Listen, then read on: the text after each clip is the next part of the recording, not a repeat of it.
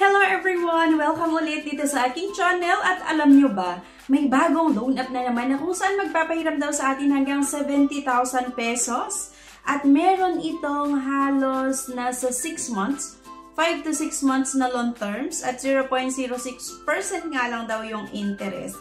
At syempre, sinubukan ko na naman na utangan yung loan app na ito. Mga beshes, kaya sana mapanood nyo yung buong video. Kasi nga dito ay pag-uusapan natin yung mga interest, yung processing fees, yung loan terms, at magkano nga ba yung pwede nating mautang, lalong-lalo kapag first time nga natin na manghiram dito. Pero bago ang lahat mga beshes, kung ngayon ka nga lang dito sa aking channel, abay, meron akong pag-good news sa inyo kasi sa bawat video na ina-upload ko, ako nga po ay nagpapag-giveaways hanggang 10,000 pesos. So, ang kailangan nyo lang gawin mga beshes ay i-comment nga kung ano yung napanood mo sa video na ito.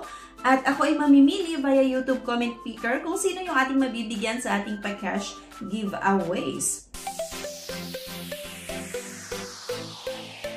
Disclaimer, try or apply at your own risk.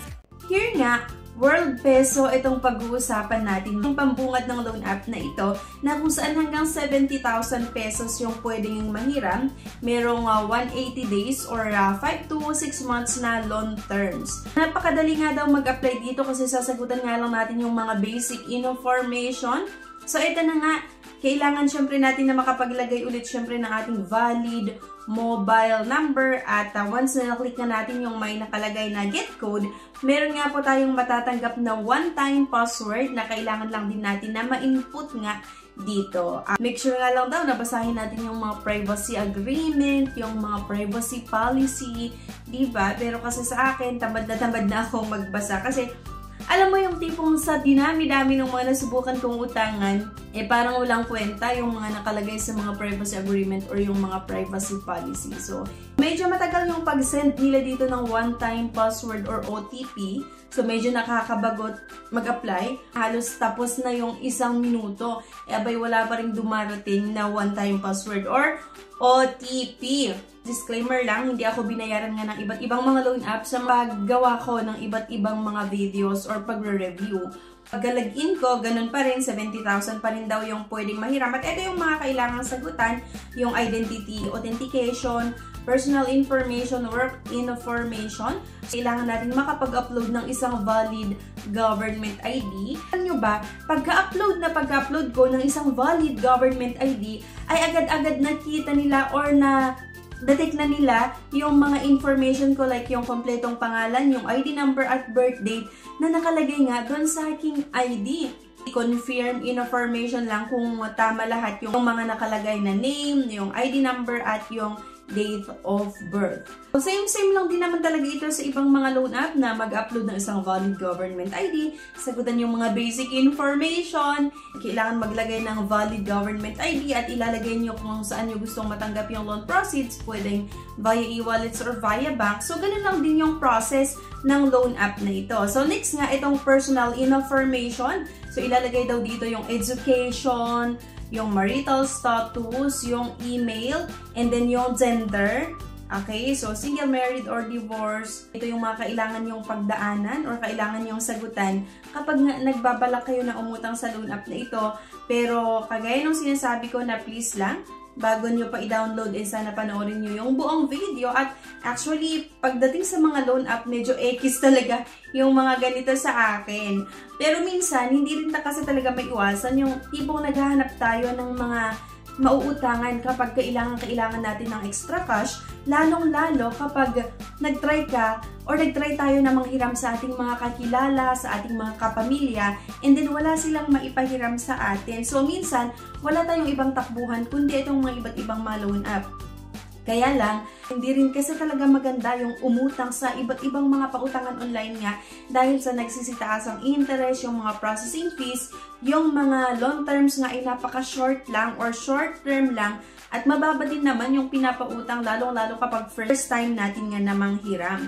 Kaya hindi siya maaasahan pero sige, utang pa rin ako para makita natin kung paano yung interest, processing fees, and loan terms nito. So, ito yung profession. So, ang nilagay ko dito ay professional specialist. So, agad-agad ay yung emergency contact. So, dito nga ay maglalagay tayo ng mga personal references or contact person. Lagi kong sinasabi sa lahat ng mga videos ko na mag-ingat po tayo sa paglalagay ng mga personal references. Kasi based on my experience sa ibang mga nasubukan ko na utangan, na kapag due date na or nag-post due yung loan mo, yung loan natin, at hindi pa tayo nakakapagbayad or wala pa talaga tayong pambayad, minsan or halos yung mga loan app na nasubukan ko ay mini-message nila yung manilagay ko sa personal references.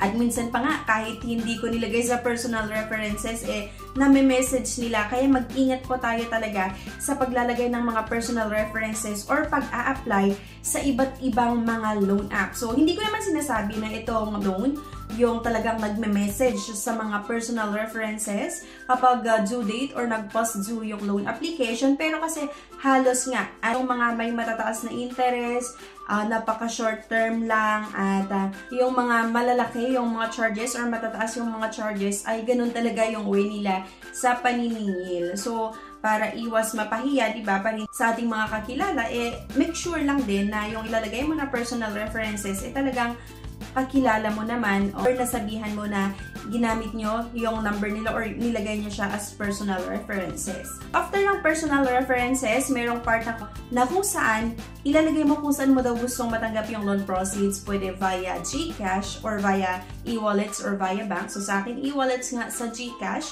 And yun lang din naman kasi talaga yung available sa akin. So pagka-submit ko ng aking loan application, ito yung lumabas mga beshies. Akalain mo, yung malaking amount na pwede ko daw mahiram ay naging 2,000 pesos lang pala. And nakakaloka kasi yung 180 days or halos 5 to 6 months na loan terms, naging 7 days lang na naman mga beshies. So dito pa lang sa payment terms ay napaka-ekis na talaga to sa akin. Hindi ko talaga siya nire-recommend. At kung mapapansin nyo, 2,000 pesos lang yung pwedeng mahiram. So saan ko gagamitin yung 2,000 pesos? Ay gusto ko nga sana mas malaking amount. Pero dito, mababa yung ino-offer nila, lalong-lalo kapag first time nga natin na manghiram kagaya ko.